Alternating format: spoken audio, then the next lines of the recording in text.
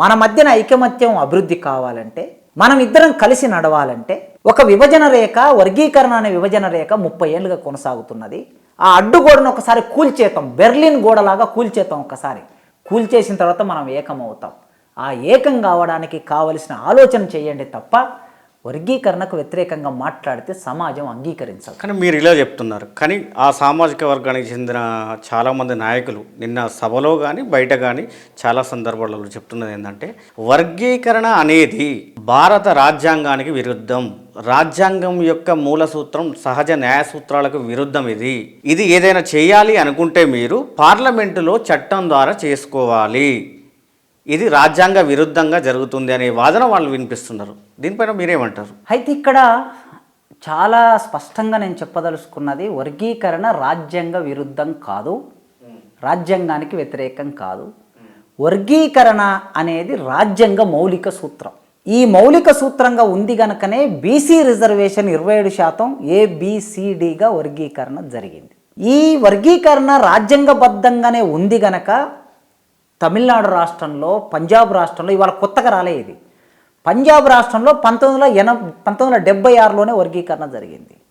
అది హర్యానాలో కూడా అమలైంది, తమిళనాడులో అమలైంది. భారత రాజ్యాంగం ఏం చెప్తుందంటే, we the people of India, భారత ప్రజలమైన మేము భారతదేశాన్ని సర్వసత్తాక సార్వభౌమ లౌకిక గణతంత్ర రాజ్యంగా గుర్తిస్తున్నాము. రాజకీయాల్లో సమానత్వం, సామాజికంలో సమానత్వం, అవకాశాల్లో సమానత్వం, ప్రజలందరూ వాక్సభా స్వాతంత్రాలు ఉండే భారత రాజ్యాంగాన్ని మేము రాసుకుంటున్నాము అని మొదటి పేజీలో ఉంటుంది. వీ ద పీపుల్ అని మొదలై అక్కడేముంది, సామాజిక సమానత్వం, ప్రియంబుల్లో సామాజిక సమానత్వం, ఆర్థిక సమానత్వం, అవకాశాల్లో సమానత్వం అని ఉంటుంది. మరి అవకాశాల్లో సమానత్వం అనేది రాజ్యాంగ పీఠిక చెప్పింది. ఆర్టికల్ 15 సమానత్వం గురించి చెప్తుంది.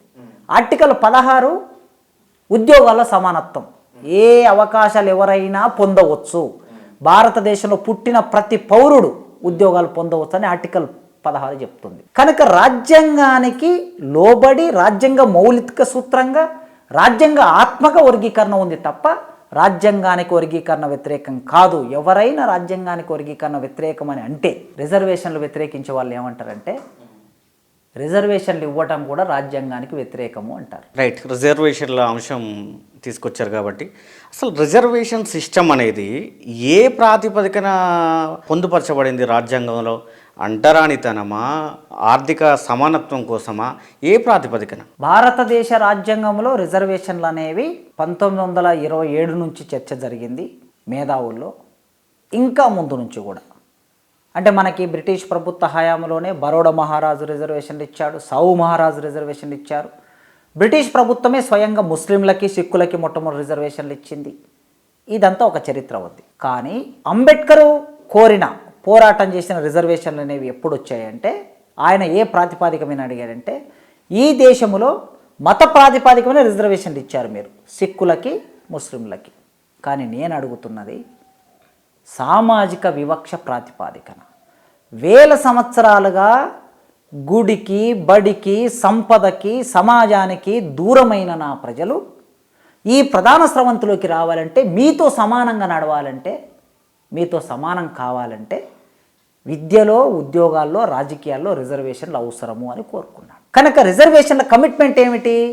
అంటరానితనము అనేది దాని మౌలిక సూత్రం, సామాజిక వివక్ష అనేది దాని మౌలిక సూత్రం తప్ప వేరేది కాదు. ఆర్థిక అసమానత్వం కానే కాదు.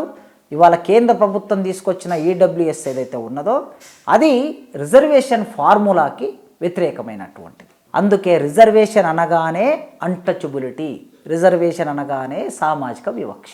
ఓకే, వాళ్ళు ఆరోపిస్తున్నట్టు 341 ఆర్టికల్ మాలలను నిర్వీర్యం చేయాలనే ప్రయత్నం జరుగుతుంది అని ఆరోపణ చేస్తున్నారు. అసలు 341 ఆర్టికల్ ఏం చెప్తుంది మనకి? 341 ఆర్టికల్ ఏం చెప్తుందంటే, భారతదేశ రాజ్యాంగంలో అంబేద్కర్ పొందుపరిచాడు. దాన్ని ఎందుకు పొందుపరిచాడంటే, ఎస్సీ జాబితా అంటే షెడ్యూల్డ్ క్యాస్ట్, షెడ్యూల్డ్ ట్రైబ్ అంటే 2 విభజన చేసి ట్రైబ్స్ అండ్ క్యాస్ట్, ఈ రెండింటిని ఆయన తీసుకెళ్ళి 341 ఆర్టికల్ ద్వారా అందులో చేర్చాడు. చేర్చినప్పుడు కొన్ని కులాలు, ఎస్సీలలో కొన్ని కులాలు, ఎస్టీలలో కొన్ని తెగలు అందులో ఉన్నాయి.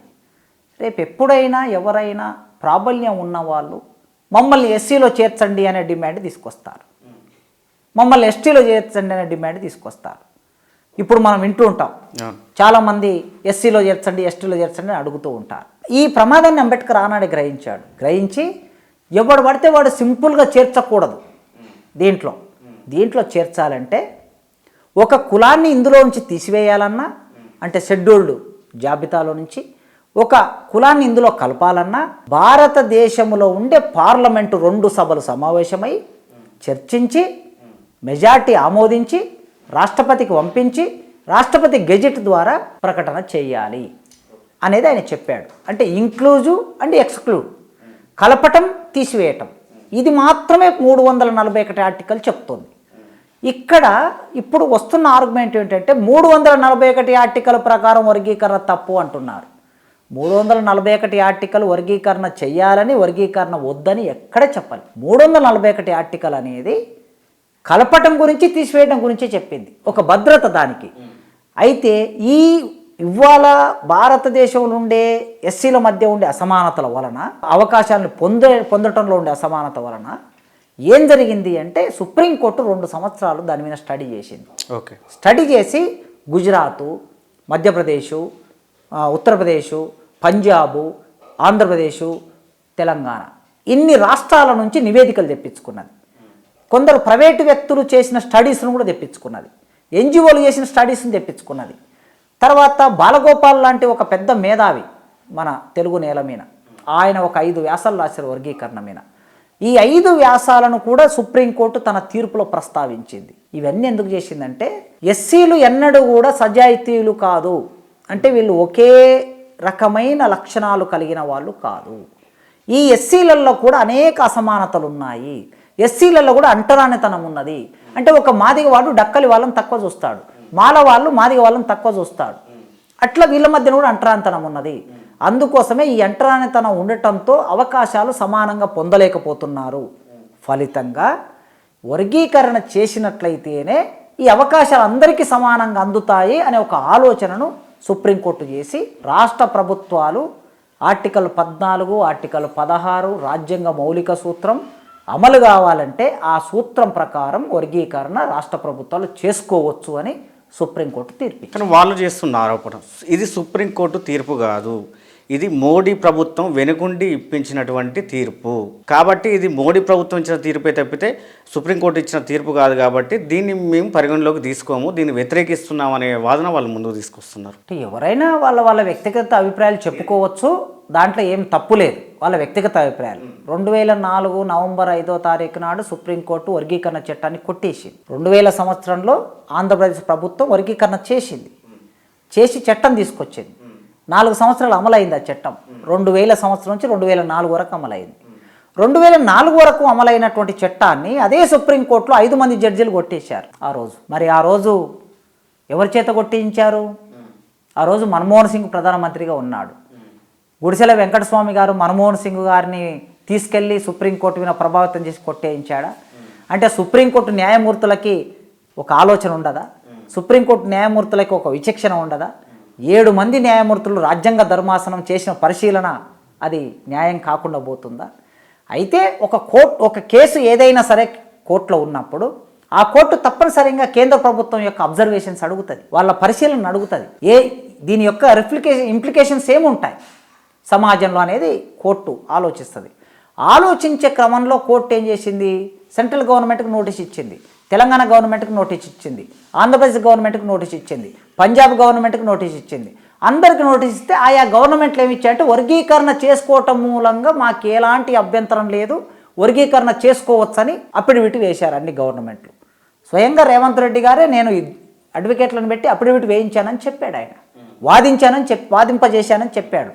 మోడీ కూడా సెంట్రల్ గవర్నమెంటు మాకు వర్గీకరణ చేయటం మూలంగా ఎలాంటి అభ్యంతరం లేదని సెంట్రల్ గవర్నమెంట్ ఒక అఫిడవిట్ వేసింది.